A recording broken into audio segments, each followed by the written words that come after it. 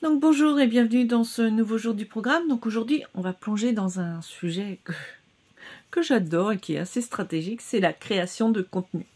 Donc que tu sois à l'aise avec l'écriture ou que tu ressentes parfois le syndrome de la page blanche, tu vas voir qu'il existe des techniques simples pour trouver l'inspiration et structurer ton contenu efficacement.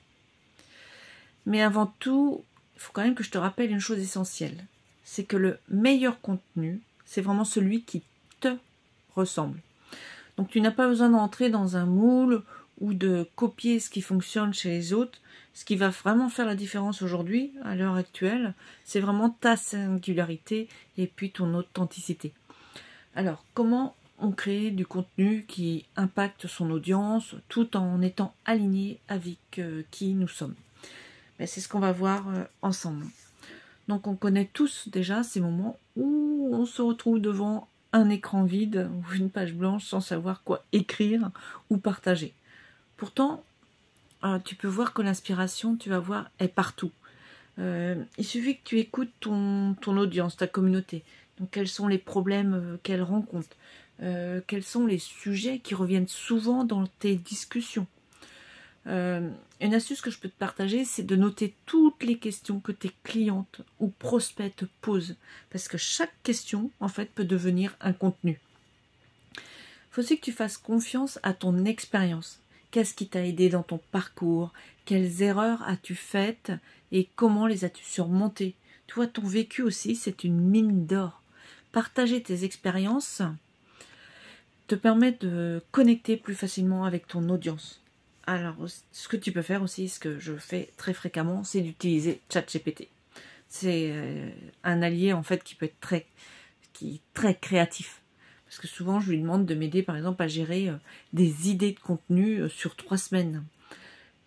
Et aussi, ce qui se passe, c'est que dès que j'ai une idée, pas forcément avec ChatGPT, en fait, je la note immédiatement dans une page dédiée dans mon espace Notion.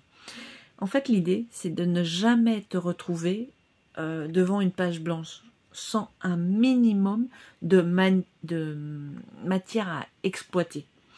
Donc maintenant que tu vois comment avoir des idées, ensuite il faudra structurer ton contenu pour qu'il capte l'intention de ton audience. Donc une formule simple que tu peux utiliser pour n'importe quel type de contenu, que ce soit des posts, des articles, des emails, des vidéos, c'est ce qu'on retrouve souvent, c'est de commencer par une accroche forte. C'est-à-dire une accroche, une phrase qui dit pourquoi l'audience devrait-elle s'arrêter sur ton contenu. Par exemple, ça peut être une question intrigante, une statistique étonnante, une phrase impactante. Tu vois, c'est ça le délai. Après l'accroche, tu vas passer au développement. Tu vas expliquer ton point de vue, tu vas partager ton expérience et tu vas ajouter de la valeur. Ça peut être une solution, un conseil, une réflexion, etc., etc. Et à la fin, tu vas faire un appel à l'action. Que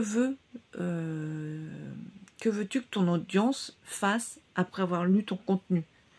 Donc ça peut être dis-moi en commentaire ce que tu en penses, ou enregistre ce post si tu veux y revenir plus tard, ou si tu veux aller plus loin, découvre mon programme, ou un appel découverte, etc., etc. Mais surtout, le point le plus important à retenir, c'est que l'authenticité avant tout. Ce qui fait la différence, c'est vraiment ton ton et ton énergie et ta manière d'écrire. Plus tu es aligné avec ta manière naturelle de parler, plus ton contenu sonnera juste et connectera avec ton audience.